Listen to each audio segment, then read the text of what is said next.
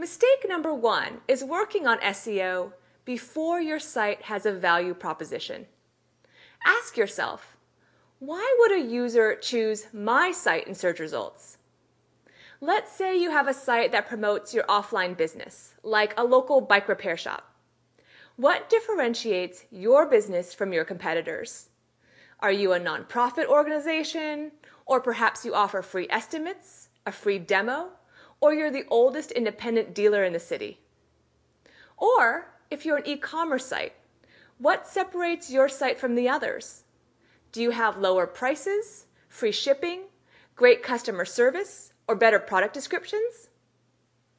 Starting with a value proposition simplifies SEO.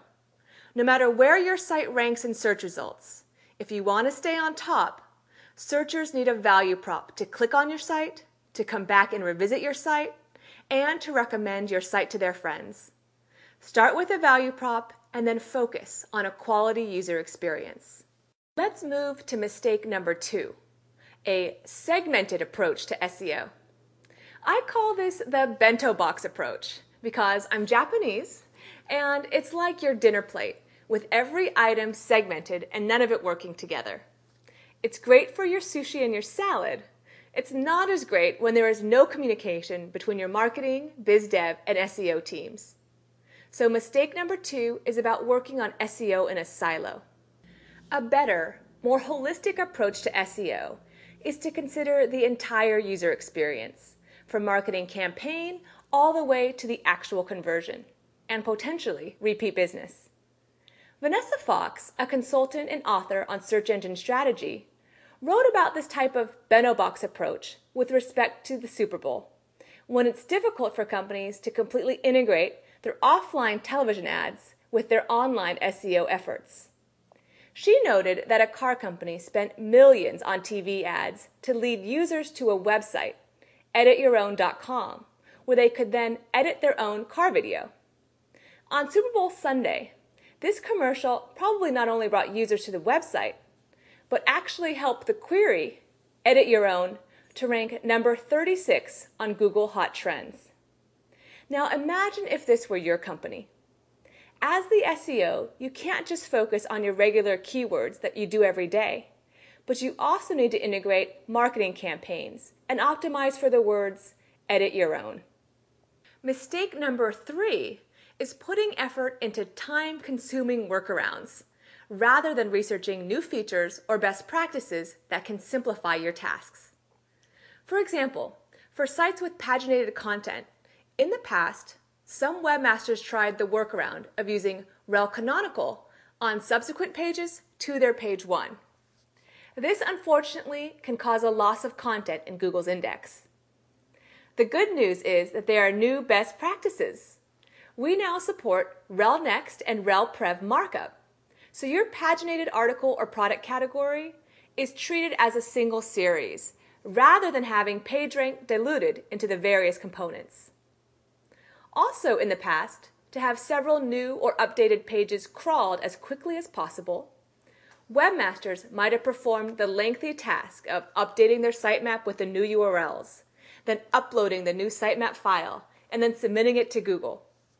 But in 2011, we expanded Webmaster Tools Fetch's Googlebot, so that per week you can submit up to 500 new or updated URLs that you'd like to be crawled, or up to 10 URLs that you'd like crawled along with their linked pages.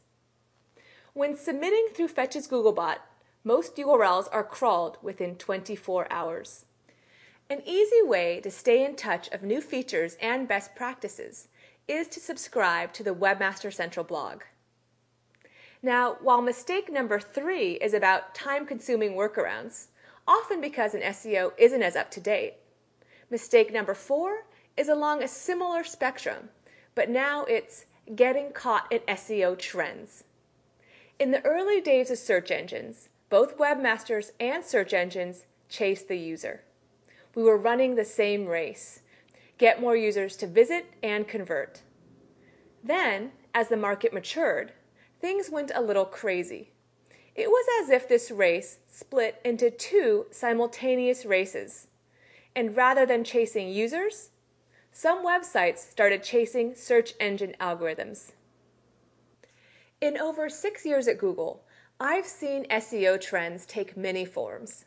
Around 2005, SEOs lost focus and spent countless hours editing their content for the optimal keyword density, meaning keywords per page. Not a great use of their time. Instead, they could have better spent their time making their content readable, compelling, and informative. I'm sure you have a long list of tasks for your site.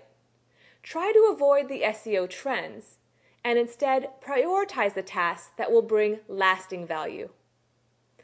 Finally, this brings us to mistake number 5, slow iteration. At Google, we've been known to say that the main constant in SEO is that it's constantly evolving. The faster your team is able to iterate, the better. A good recipe is to 1. Define metrics for success. Then 2. Implement improvements. Next, measure the impact, and then create new improvements. And then last, prioritize those improvements based on the market and your team's personnel. And then, of course, repeat. The advantage to having an agile SEO cycle is quite clear. In 2009, we launched Rich Snippets, recipe or event sites that could iterate quickly and implement the proper markup could now show much more appealing search results. The same was true of video sites that were able to quickly create and submit video sitemaps. Again, those who were agile could get the benefits. Those are the 5 most common SEO mistakes that I find. But now let's cover good practices in SEO.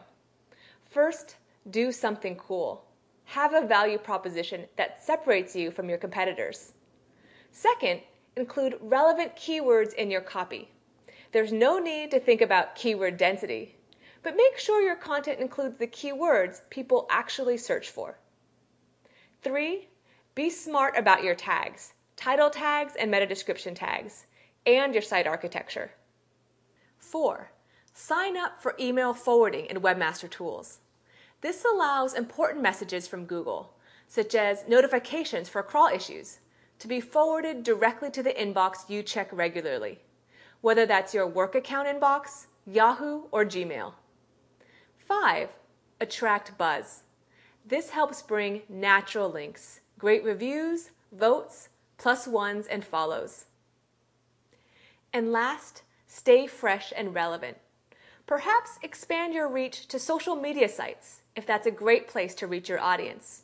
Or make sure your site is accessible on smartphones if your product is great on the go. I hope this video helps you avoid the common SEO mistakes and instead focus on the good practices that can bring lasting positive benefits.